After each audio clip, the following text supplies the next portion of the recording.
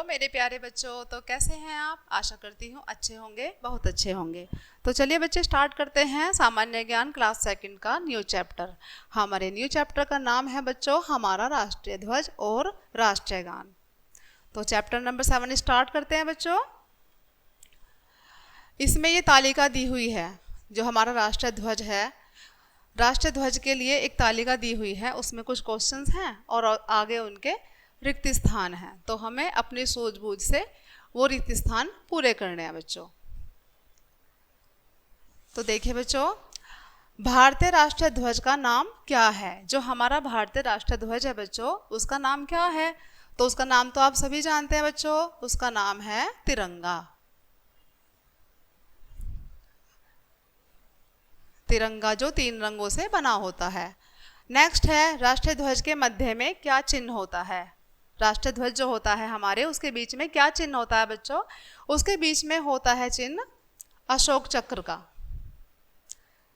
चक्र का चिन्ह होता है, वो होता है अशोक चक्र का चिन्ह। नंबर 3 पे है, राष्ट्रीय ध्वज में चक्र का रंग कैसा होता है? तो कैसा होता है बच्चों राष्ट्रीय चक्र का, जो राष्ट्रीय ध्वज में चक्र का रंग कैसा होता है? ब्लू कलर का होता है, गहरा नीले कलर का। राष्ट्रीय ध्वज में केसर रंग किस बात का प्रतीक होता है? तो जो राष्ट्रीय ध्वज होता है उसमें सबसे ऊपर कौन सा कलर होता है बच्चों? केसरिया कलर। तो वो किस बात का प्रतीक होता है? वो होता है हमारे वीरता का प्रतीक।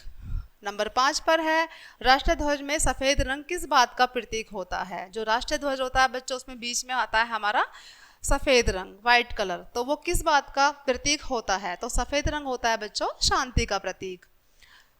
नंबर 6 पर है, राष्ट्रीय ध्वज में हरा रंग किस बात का प्रतीक होता है? तो जो हरा रंग होता है बच्चों, सबसे लास्ट में आता है हरा रंग, वो होता है हमारे सुख और समृद्धि का प्रतीक। नंबर 7 पर है, राष्ट्रीय ध्वज के बीच में चक्र किस बात का प्रतीक होता है? जो चक्र होता है बच्चों, वो किस बात का प्रतीक होता है? वो निरंतर प्रगति का प्रतीक होता है। नंबर 8 पर है, राष्ट्रीय ध्वज की लंबाई और चौड़ाई का अनुपात क्या होता है? जो हमारा राष्ट्रीय ध्वज होता है, उसकी लंबाई और चौड़ाई कितनी होती है? तो उसकी लंबाई और चौड़ाई का अनुपात होता है बच्चों 2:3। क्या होती है? 2:3।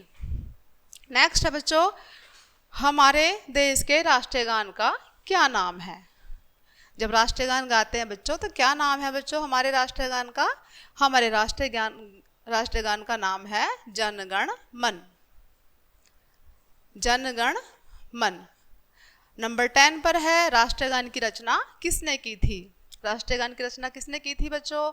राष्ट्रीय गान की रचना की थी रविंद्रनाथ टैगोर जी ने। नेक्स्ट है हमारा, राष्ट्रीय गान में भारत के किन किन पर्वतों के नाम हैं? जब हम राष्ट्रीय गान बोलते हैं तो उसमें पर्वतों के नाम आते हैं बच्चों। तो उसमें हमारे 2 पर्वतों के नाम आते हैं, पहला है विंध्याचल और दूसरा है हिमालय पर्वत।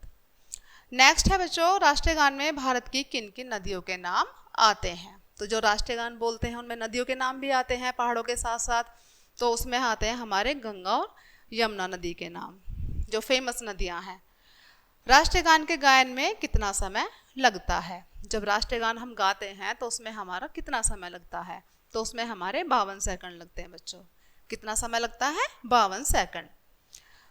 नंबर 14 पर है, राष्ट्रीय गान गाते समय किस स्थिति में खड़ा होना चाहिए? जब हम राष्ट्रीय गान करते हैं तो उसमें कैसे खड़ा होना चाहिए हमको? तो उसमें हमें सावधान की स्थिति में खड़ा होना चाहिए। ठीक है, तो ये थे हमारे राष्ट्रीय गान के विषय में कुछ बातें, और जो हमारा राष्ट्रीय ध्वज है उसके विषय में कुछ बातें। तो आशा करती हूँ आप सबको ये समझ आया होगा बच्चों। तो मिलते हैं नेक्स्ट क्लास में, तब तक के लिए बाय बाय।